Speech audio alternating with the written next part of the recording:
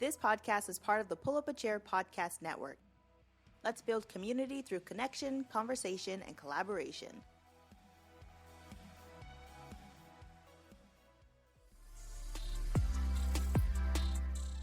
Hi, I'm V. And I'm Ryan.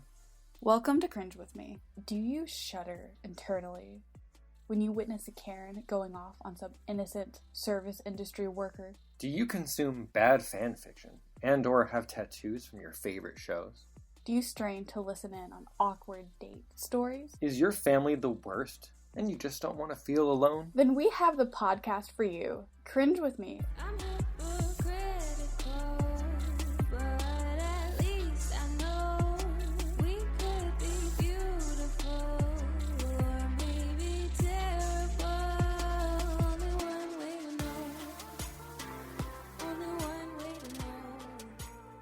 Alright, so welcome back. This week is my week. Challenge accepted. Alright, let's go. So this comes from Am I the Asshole, my favorite gold mine for this kind of drama. And this one is a bit of a petty party, which is a lot like a pity party, but instead of everyone feeling bad for you, it's everybody being cruel and vindictive. Oh, I want one! Yeah, you want a petty party? So this one is titled, Am I the Asshole for telling my wife she was so close, in quotation marks, to getting her dream job? I've read this one. This is a good so you know one. This one. Good. Starts out. I am a 33-year-old man. My wife is 27. Since the start of our relationship, my wife has been particular about how things get done and tends to believe that she knows the one true, correct way for anything related to anything. Yes. She has admitted that she can be a control freak. While this bothers me, it has never been a true deal breaker in our relationship. I know people like this. Oh, I do too. Very often, when I do just about anything, whether it be a household chore, assembling a piece of furniture, taking a picture, or writing a presentation for work, parentheses, in a field where I have a master's degree and she has no formal education, end parentheses. I'm sure that makes her more educated, right? Sure. She'll do this thing where she'll condescendingly say, you were so close to getting it right. Really drawing out the so close part. I can almost hear it, can't you? Right, yeah, I can too. I've told her dozens of times that I'd prefer for her to stop because it sounds so condescending. But she insists that she's complimenting me. Mm-hmm. I do the dishes and place them out to dry in an orientation she doesn't approve of. You were so close. Next time, put them this way. I take a picture of her. You were so close. Next time, angle the camera this way. I complete a project at work and show her the results. Ooh, you were so close. Next time, write it this way. God. For the last 2 months, my wife has been undergoing an intensive hiring process for a job in our city. She works in a highly niche field and seldom finds job openings. And therefore, she was ecstatic to have the opportunity for a relatively well-paying job doing what she wants to do. She got to the very final stage where the company was considering 2 people, coincidentally the other of whom was her college roommate. So good. Well, on Friday, she got the call, telling her thanks for her application, but blah, blah, blah, record on file, all that jazz. My wife came to me crying. I immediately comforted her, and you were so close. Which blurted out. Gold.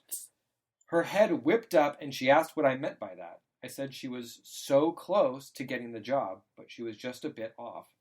She immediately walked out to stay at her friend's house, where she is currently sulking. She finally sent me a text this afternoon calling me a huge jerk. Was I unnecessarily being an asshole here? I mean, that tells you what she always meant by you were so close. The thing that gets me is when he's like, hey, this is really condescending, please don't do this. And she's like, no, I'm complimenting you. Yeah. And then he does it back, and she immediately is like, that's so insulting, you're such an asshole, this is so rude. Yeah. It really paints this amazing picture. And it's the college roommate, too. It's like, this girl knows the person who actually got the job very well. It's not like some stranger. It's just, I don't know. For me, this is clearly petty. he knows it's petty. Yes, he does. And like, he's aware that what he did was petty. yeah, because I was actually going to do this at the end of the month. Mm-hmm. You were so close. You were so close. Well, I was so close. But I remember reading somewhere where he was all like, honestly, I think it just slipped out. It's like, bullshit, OP. You knew. It's not that you just heard the phrase so much and it came out unexpectedly. You know it was a low blow, and she earned it. And I'm very grateful that you did it. I'm certain that to some degree it did just come out, because I am not a very petty person. I'm not a vindictive person. But occasionally, when frustration has built to a point and the opportunity is, the sky, the clouds part and the ray of sunshine comes down. So good. You just get one in there, and you don't even know you've done it until you've said the words and you're like, ooh, oh, I'm playing with fire right now. I'm sure that he said it and had this moment where he's like, well, I've already said this. I guess I'm committed to it now. I can't breathe. Oh my god, I can't breathe. So I don't think it was entirely intentional. I think it was a long time coming, though. Oh, I'm so happy that he went there. My guess is that there have been a lot of times building up to now where he could have said it and he held back and he's like, no, I'm not going to do that. No, I'm not going to do that. And this time it was, gotcha. It was that punch to the gut. Would you like to guess on whether people voted if he is the asshole or not? Sure. I'm going to guess that people voted that he's not the asshole. You are correct. The general consensus was that he is not the asshole. No, he's not. Like, you give a little, you take a little. Yeah. The funny thing is, I don't think there's a question about whether what he did was assholeish. It absolutely was. But he's not the asshole in the situation because he's been receiving this treatment for so long. They were meant for each other. I guess so. But the top comment, my favorite thing is, man, you were so close to being the asshole. And I'm going to be telling you that at the end of the year review, that you were so close to winning. Unless I win, and then I'll be telling you. Okay, deal. Okay, so here's my question now. All right. Have you done this? Have you had that vindictive snap moment where you said something you knew was an unkind thing to say, or you were petty to someone? I do that all the time. Oh, give me your favorite example then. Okay, so this last holiday, right, over December, all the girls in my family were taking photos together. I was only in a couple of them because I was taking a lot of the pictures myself. And a bunch of my aunts posted the pictures, but nobody posted any of the ones where I was in. So I was on the phone talking to my aunt. I was like, how was your holiday? And she was like, oh yeah, well, you were there. And I was like, really? I don't know. I saw on Facebook that everyone was there except for me. Oh man, that's pretty good. Pretty good. Yeah. But that reminds me of the episode we did last year about the grandfather where they pretended not to know their grandpa. That one was the best vindictive episode. Are you sure that I'm your grandkid? I feel like I would know that. Yeah, I feel like so-and-so was your grandkid. Yeah. What about you? Have you been vindictive? This comes out of me pretty rarely. I try really hard not to be petty or vindictive. Then why are we friends? Because it takes all types. I guess. I need to be the nice one on the podcast, okay? Someone here has to be kind and understanding. So you're admitting it's not going to be you. No, it's not going to be me. That's sad. We have to come at this from different angles, different perspectives. Okay. Well, now I know that you're only my friend for the podcast. Yeah, that's it. Okay, good. As long as that's established. So tell me about a vindictive moment. All right. We might have to pause here. I have to think. Like, I'm honestly, not sure. I asked you, but I didn't have a plan for this. You're just that nice of a guy. You can't think of a single time where you... It's not that I'm always nice. It's just that I'm not... When I am mean or unkind to people, it's out of necessity for a situation, not because I want to be. Okay. Right? Like, I'm not a vindictive person. I don't want to hurt people. I'd rather avoid them than hurt them. Like, I'm the kind of person where I'd be like, I'm just excuse myself from this conversation rather than say something shitty. Okay. As long as, now I understand. But I'm sure that I have done this. But I feel like I blocked it all out.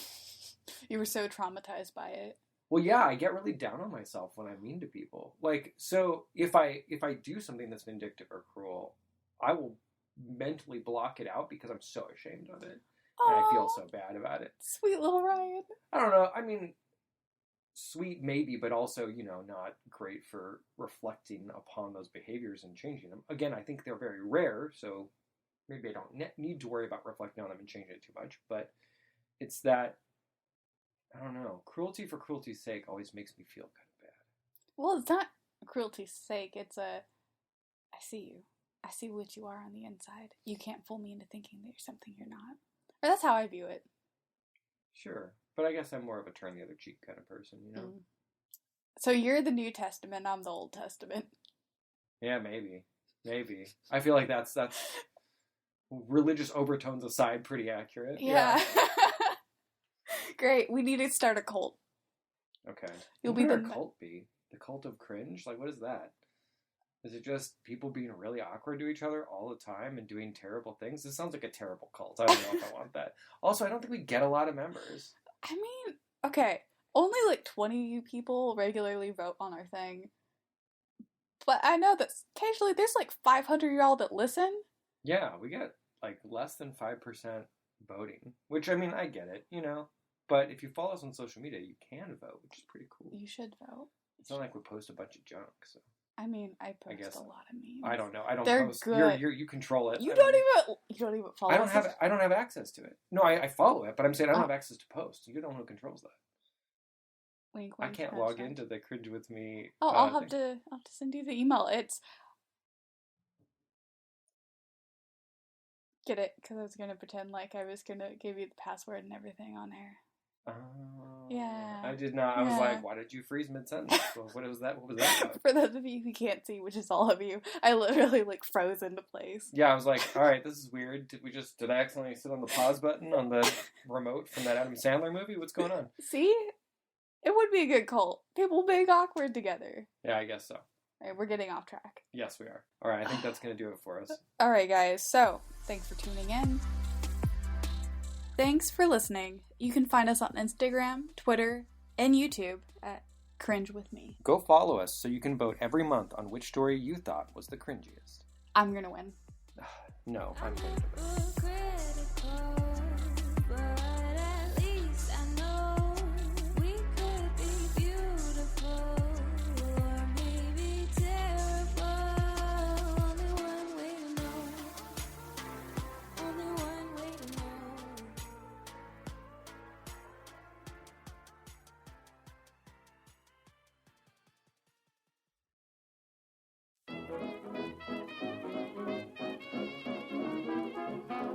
Hello, I'm Patrick. And I'm Andrew.